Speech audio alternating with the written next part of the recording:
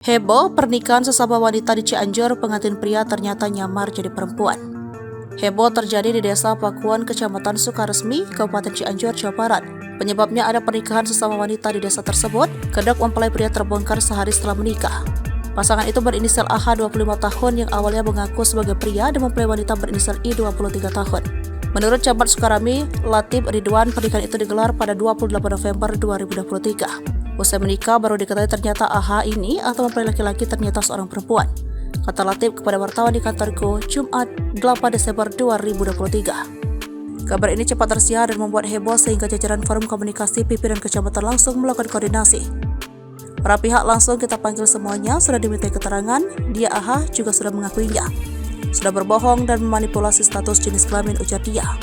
Kendati begitu, pihak mempelai perempuan memilih tidak memperkara AH.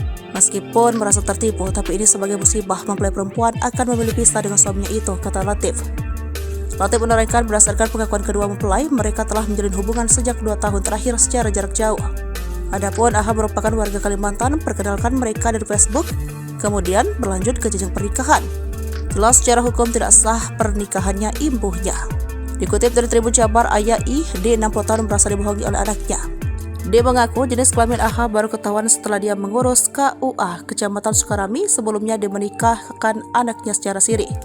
Sehari setelah menikahkan anak, saya langsung ke kantor desa, lalu ke kantor KUA Kecamatan, tapi setelah diminta identitas dan diketahui AH berjenis kelamin perempuan, katanya.